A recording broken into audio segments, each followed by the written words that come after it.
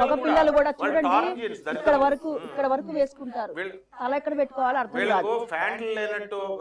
ఆడపిల్లలు అట్లాగే ఉన్నారు, మగ పిల్లలు కూడా ఉన్నారు. ఏమైపోయారంటే యుఎస్ నుంచి రావడం అమ్మా సంస్కృతి, బెంగళూరు నుంచి హైదరాబాద్ వచ్చేవారు, వచ్చి షార్ట్స్ అదేదో పెద్ద గొప్పలాగా మళ్ళీ జేబుల్లో చేతులు పెట్టడాలు, వీళ్ళు ఆ షార్ట్స్ మళ్ళీ ఏదో ఐఏఎస్ ఆఫీసర్ లాగా వీళ్ళు వచ్చిన వాళ్ళు, and fit for nothing idiots వీళ్ళంతా కూడా. అందువల్ల డ్రెస్సింగ్ అనేటటువంటిది ఆడపిల్లలకి మాత్రము తప్పకుండా. అదే మా గురువు గారు గరికపాటి నరసింహారావు గారు ఈ డ్రెస్సింగ్ గురించి చెప్పినప్పుడు కూడా అప్పుడు మహిళా సంఘాలు కొన్ని వ్యతిరేకం వచ్చినాయి. సో నెవర్ టచ్ ద డ్రెస్సింగ్ని మనము సున్నితంగా చెప్పాల్సినటువంటి అంశాలు ఇవి. సో ఎవరి తల్లిదండ్రులు వాళ్ళు చెప్తారు. కానీ ఇక్కడ ఏమైపోయిందంటే చదువుకున్నటువంటి ఇప్పుడు మన సన్నిధానం లక్ష్మి గారు ఉన్నారు, మీరున్నారు, ఎంత సాంప్రదాయబద్ధంగా కట్టుకుని వచ్చారు. సో అలాగా నీట్గా చెప్తారు మీరు. ఎలాగా వీళ్ళు ఏంటంటే మోడర్నిటీ ముసుగులో ఉన్నటువంటి యూజ్లెస్ ఫెలోస్ మాత్రమే ఎంకరేజ్ చేస్తారు అటువంటి డ్రెస్సెస్ని. సో మనోహర్ గారు మీరు చెప్పండి, అంటే వస్త్రధారణ అంశం తెర మీదకి వస్తుంది. సరే మేడం చెప్పినట్టుగా శారీస్ అన్ని ఓకే, కానీ ఇప్పుడు 24/7 జాబ్ చేసిన పరిస్థితి ఉంది. సో ఇలాంటి రోజుల్లో ఒక టైమింగ్లో నిజంగా హైదరాబాద్ సిటీలో వాస్తవంగా మాట్లాడుకోవాలంటే ఒక టైం దాటిన తర్వాత చీరకట్టులో కనిపించినా కూడా అసభ్యకరమే. అలాంటి పరిస్థితులు కూడా ఉన్నాయి. సో చేస్తున్న వృత్తులకి దానికి తగ్గట్టుగా వస్త్రధారణ అనేది మాకు ఇబ్బంది, చీర కట్టుకొని తిరిగే పరిస్థితి కూడా లేదు సమాజంలో అని చెప్పేసి కొంతమంది వాదిస్తున్నారు. ఇది కూడా వాస్తవ విరుద్ధం అంటారా, వాస్తవం అంటారా? చాలా వాస్తవం మేడం. కానీ ఇక్కడ నేను కొన్ని అంశాలు మీరు అందరూ మాట్లాడిన తర్వాత నాకు కొన్ని ప్రశ్నలు ఉన్నాయి madam.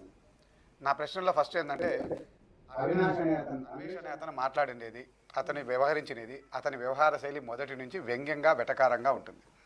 At the same time అతను ఏవైతే మాట్లాడాడో అవి ఖచ్చితంగా అభ్యంతరకరమే. కానీ ఆయన ఎవరైతే ప్రవచనకర్తను అతను అన్నాడంటున్నారో ఆ ప్రవచనకర్త గారు నన్ను ఈ విధంగా అనడం నన్ను కలిచివేసింది అని ఎక్కడైనా ఆయన ఏమైనా ఖండించాడా? అంటే ఆయనకు నోరు లేదా? ఆయన తరపున మాట్లాడేదానికి మీరెవరు? మీకు వారికి ఏంటి సంబంధం? అంటే అభిమానులు అనే పదానికి ఒక మీనింగ్ ఉండదు మేడం. అభిమానం అనేది ఏంటంటే హెండ్లెస్. ఇక్కడ ఎవరికి నొప్పి కలిగింది, ఎవరికి బాధ కలిగింది అనే వ్యక్తి దాని గురించి వివరణిస్తూ దాని గురించి ప్రశ్నించాలి. వారు బ్రహ్మాజీ గారిని అన్నారు. బ్రహ్మాజీ గారు ఒకవేళ వారు వివరణ ఇచ్చారు కాబట్టి ఆయన అపాలజీ చెప్పాడు. బ్రహ్మాజీ గారు నాకు వీడియో వేరే వాళ్ళు పంపించారు, నేను చూశాను, బ్రహ్మాజీ గారు నాకే అభిమాని అంటే అందుకు నేను వారికి సారీ చెప్తున్నాను అని శివాజీ గారికి ఉద్దేశించి చెప్పాడు. మళ్ళీ గరికపాటి గారి గురించి అన్నప్పుడు అటువంటి వీడియో ఆయన పంపిస్తే ఆయన క్షమాపణ ఎందుకు చెప్పాడు? ఈ సిస్టమ్ ఒకటే మేడం, వరల్డ్ వైడ్ ఉన్న సిస్టమ్ ఏంటంటే స్పందించకుండా ఉండటం కూడా గౌరవమే కదా. సో ఇప్పుడు రాములు వారు అన్ని చోట్లకి వెళ్ళడండి, తర్వాత రాములు వారు వస్తారు కదా మేడం. ఇక్కడ ఏంటంటే స్పందించకపోవడము అనేది ఇంకొకరికి అవకాశం ఇవ్వడం. స్పందన అనే దాని పదం ద్వారానే ఏ సమస్య అయినా పరిష్కారం. వీడియో చూస్తే సార్ మామూలుగా గరికపాటి గారు రియాక్ట్ కాకపోయినా ఆ ప్లేస్ లో మనం ఎవరు ఏ పెద్ద ఆయన ఊహించినా కూడా అది అభ్యంతరకరమే. వీడియో మీరు చూస్తుంటే మనకి మొదటి నుంచి మాట్లాడిన మాటలు 100% నేను వ్యతిరేకిస్తున్నా. కానీ ఎందుకని వాళ్ళు మాట్లాడట్లేదు, ఎందుకు మనం మాట్లాడుకోవాలి?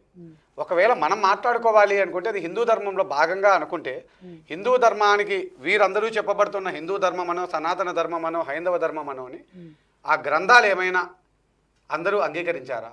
ఇప్పుడు భారత రాజ్యాంగం అనుకోండి మేడం, హిందువులు, క్రిస్టియన్లు, ముస్లింలు అందరూ ఐకమత్యంతో బ్రిటిష్ వాళ్ళతో పోరాడి సాధించుకున్నది కనుక ఆ తర్వాత మన పూర్వీకులు అందరూ ఆమోదం తెలిపిన తర్వాత మాత్రమే భారత రాజ్యాంగం వచ్చింది.